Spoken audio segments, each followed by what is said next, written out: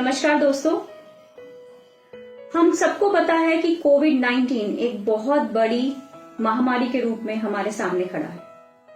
पिछले साल मार्च 2020 में WHO ने इसे पैंडेमिक डिक्लेयर किया था।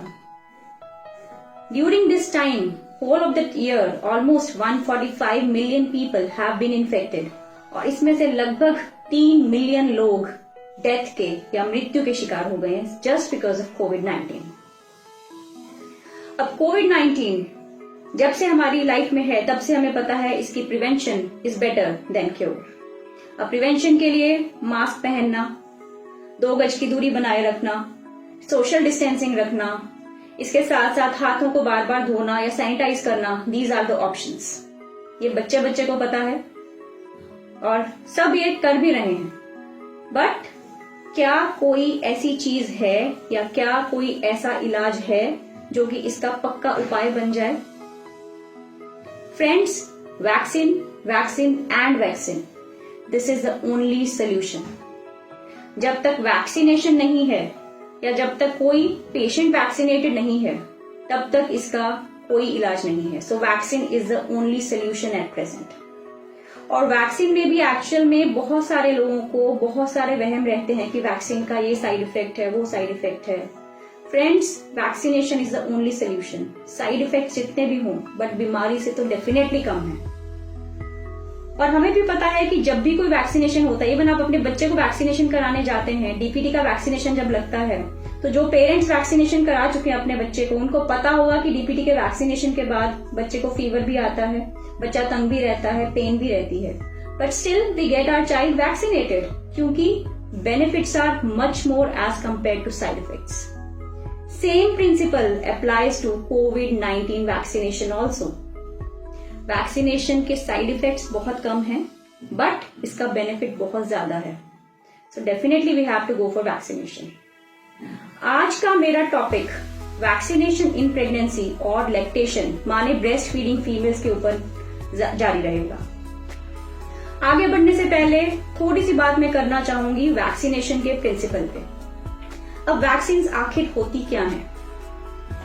जब भी कोई वायरस या बैक्टीरिया हमारे शरीर के ऊपर अटैक करता है तो हमारा शरीर अपना डिफेंस मैकेनिज्म देना शुरू कर देता है, मतलब उसके ऊपर काउंटर अटैक करना शुरू कर देता है, जिसके एवज में वो कुछ एंटीबॉडीज या ऐसे तत्व उत्पन्न करता है जो कि उस वायरस या बैक्टीरिया को खत्म करने में हेल्प करे। अब वैक्सीनेशन भी इसी प्रिंसिपल पर आधारित है कि आर्टिफिशियली अगर हम कुछ बैक्टीरिया या वायरस का कण शरीर में डाल रहे हैं या इंजेक्ट कर रहे हैं तो आपकी बॉडी का, आपके शरीर का इम्यून रिस्पॉन्स माने आपकी बॉडी का डिफेंस मैकेनिज्म एक्टिवेट होना शुरू हो जाएगा। और उस एक्टिवेशन में वो जो एंटीबॉडीज बनाएगा, वो जो तत्व बनाएगा, वो लॉन्ग टर्म में आपकी सेफ्टी को ध्यान में रखेंगी या लॉन्ग टर्म में अगर दोबारा से आपको वायरस या बैक्टीरिया इन्फेक्ट करता है तो उसको दूर करने में मदद करेंगे। So this is how vaccination works. और वैक्सीनेशन डिफरेंट तरीके की हो सकती हैं। किल्ड वायरस वैक्सीन होती हैं, लाइव अटेनुएटेड वायरस वैक्सीन होती हैं और पार्टिकल वैक्सीन होती हैं। So all these things can be there. हमारे पास जो अभी अवेलेबल कोविड-19 वैक्सीन हैं, they are Covishield and Covaxin. दोनों vaccine are good enough. Covaxin is inactivated और वीकेंड वायरस वैक्सीन। इसके साथ ही आपका जो कोविशील्ड है वो बेसिकली एक एडिनो वायरस नाम के वायरस का यूज करता है जो कि एक्चुअल में पैथोजेनिक नहीं होता है, बट आपको इम्यून रिस्पॉन्स डेवलप करने में बहुत मदद करता है। So both these vaccine are good, both these vaccine are effective. दोनों में से कोई भी आप लगवा सकते हैं। अब अगर हम जाएं डाटा पर तो ICMR की रिपोर्ट के हिसाब से वैक्सीनेशन के बाद लगभग 80% प्रोटेक्शन है। 80% प्रोटेक्शन का मतलब अगर 100 लोग वैक्सीनेट होंगे तो लगभग 80% लोग उसमें से प्रोटेक्टेड रहेंगे। So this is good enough. क्यों? क्योंकि पैंडेमिक को या किसी भी ऐसी महामारी को रोकने का एक ही तरीका है कि उस पर कहीं ना कहीं ब्लॉकेज लगाया जाए और वैक्सीनेशन से ही ये ब्लॉकेज संभव है। अब सवाल उठता है कि क्या प्रेगनेंसी और ब्रेस्ट फीडिंग फीमेल्स में वैक्सीनेशन करवाना चाहिए या नहीं करवाना चाहिए। बहुत बड़ा सवाल है और बहुत सारे लोग इसके ऊपर सवाल भी पूछ रहे हैं। डेली फोन कॉल्स आती हैं रिगार्डिंग वैक्सीनेशन कि मैडम हमें ब्रेस्ट फीड करा रहे हैं, वी शुड गेट वैक्सीनेटेड, हम प्रेगनेंसी प्लान कर रहे हैं या प्रेग्नेंट है, वी शुड गेट वैक्सीनेटेड और नॉट। अगर हम डाटा देखें तो डेफिनेटली कोविड-19 इन्फेक्शन अगर किसी प्रेग्नेंट फीमेल को होता है तो मॉर्बिडिटी और मोर्टेलिटी माने उससे होने वाली दिक्कतें प्रेगनेंसी में कहीं ज्यादा देखने को मिली है। और अगर ये दिक्कतें ज्यादा हैं तो definitely pregnancy is a vulnerable state where pregnant female can have a higher risk as compare to a normal female of the same age group. So definitely pregnancy और लैक्टेशन एक ऐसा टाइम पीरियड है जिसमें females को actual में protection ज्यादा चाहिए from the killing virus. अभी वैक्सीनेशन क्यों करानी जरूरी है? बिकॉज वैक्सीनेशन के से आपके चांसेस ऑफ इन्फेक्शन रिड्यूस हो जाते हैं, चांसेस ऑफ कॉम्प्लिकेशंस रिड्यूस हो जाते हैं, चांसेस ऑफ इन्फेक्शन रिड्यूस होते हैं। बट बहुत सारे लोग बहुत बार बोलते हैं कि मेरे को वैक्सीन लगा था फिर भी मेरे को दोबारा से कोरोना हो गया। Corona can happen, it can happen, but yes severity of disease या उससे मरने की संख्या कम रहेगी when you have been vaccinated. आपको हो सकता है कॉमन कोल्ड की तरह सिम्टम्स आए, हो सकता है आपका कोविड पॉजिटिव दोबारा से आए, बट आपकी मोबिलिटी या हॉस्पिटलाइजेशन या आईसीयू केयर इतनी दिक्कत वाली नहीं रहेगी जितनी कि एक नॉन वैक्सीनेटेड पेशेंट में रहेगी। इसके साथ ही long term complications have been seen to be fewer in patients who have been vaccinated. अभी तक जितना डाटा था या जितनी भी कंपनीज वैक्सीन बना रही थी, they were all tested in normal population. Pregnancy या लैक्टेशन में इसका कोई भी डाटा नहीं था रिगार्डिंग द सेफ्टी। अब प्रेगनेंसी में what data we need, pregnancy में हमारे कंसर्न्स होते हैं कहीं वैक्सीनेशन वाले पेशेंट को वैक्सीन फीटस में या बच्चे में ना जाए, कहीं ऐसा ना हो कि कल को still births, low birth weight, जन्म के डिफेक्ट, ये सब चीजें आना शुरू हो जाए वैक्सीनेटेड फीमेल में। या फिर ब्रेस्ट फीडिंग या लैक्टेशन में ये दिक्कत रहती कहीं ब्रेस्ट फीडिंग में जाकर वैक्सीनेशन बच्चे को नुकसान नहीं करे।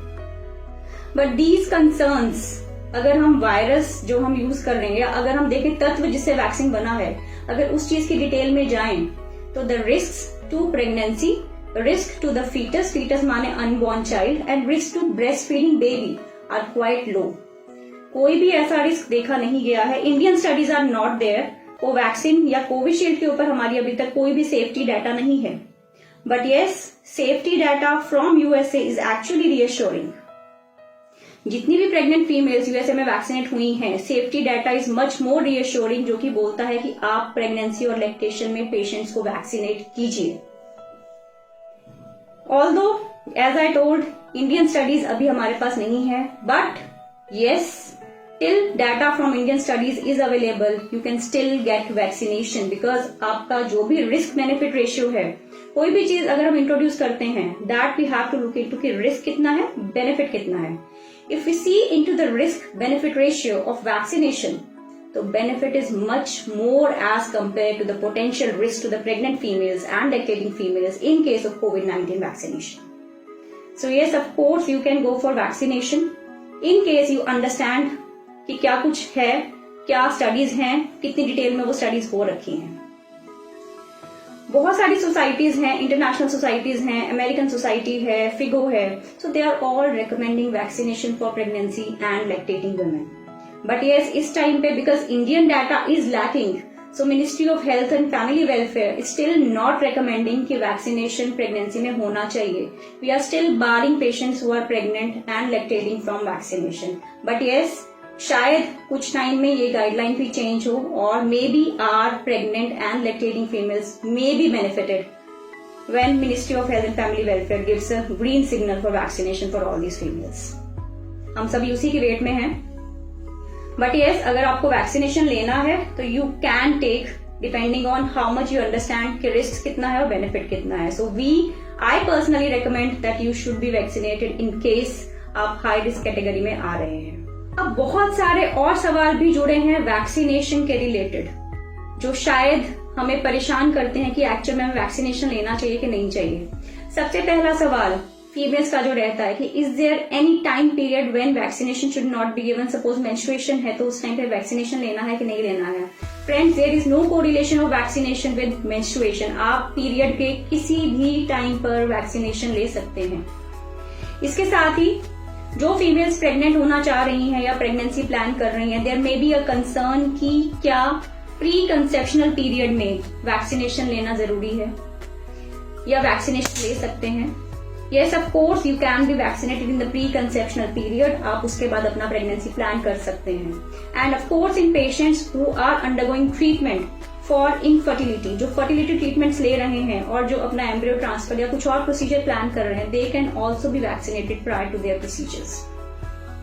इसके साथ ही एक सोशल मीडिया पर बहुत चीज फ्लोट हो रही थी, वो ये था कि वैक्सीनेशन लॉन्ग टर्म में आपकी फर्टिलिटी के ऊपर प्रभाव डालती है।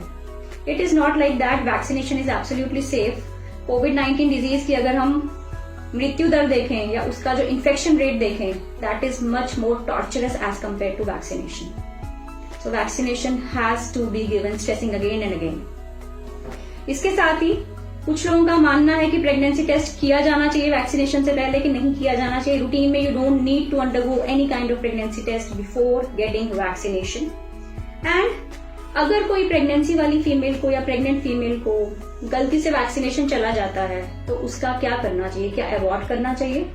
It is not like that. अगर किसी प्रेग्नेंट फीमेल को वैक्सीनेशन चला जाता है या वैक्सीन लग जाता है तो there is no need to get the abortion. Pregnancy में भी vaccination, as I said, is safe, so you can continue with your pregnancy with full monitoring with your doctor. And of course, in case अगर हो सकता है कि आपको पहले से इन्फेक्शन हो रखा हो तो क्या दोबारा से आपको वैक्सीनेशन लेना चाहिए post infection? Yes, of course you can go ahead with the vaccination, क्योंकि वायरस के स्ट्रेन्स आर चेंजिंग। तो वैक्सीन जब भी आप ले रहे हैं तो एटलीस्ट आपको कुछ ना कुछ प्रोटेक्शन तो प्रोवाइड होगी फ्रॉम द नेक्स्ट स्ट्रेन। इसके साथ ही what should be the time period when you are planning a vaccination? आप ऑलरेडी इन्फेक्ट हो चुके थे, उसके बाद कितने टाइम में आपको वैक्सीनेशन लेना है? It is said you can take the vaccination 4 to 8 weeks after your recovery. आप रिकवर हो गए हैं 4 से 8 हफ्ते या 1 से 2 महीना आप वेट कीजिए, उसके बाद you can get your vaccination shots. So friends, vaccination is actually a boon. It's actually a boon for all of us, even for pregnant and breastfeeding females. So कोई भी पेशेंट या कोई भी इंसान ऐसा नहीं होना चाहिए जो वैक्सीन को लेकर बहुत ज्यादा विरोध प्रकट करे। I think each one of us should be vaccinated so that we can have a better future. Myself doctor Pooja Dhir Bhayana, consultant Sonakshi IVF Hisar. For any queries, you can contact me directly on my Facebook page, on my WhatsApp. Thank you.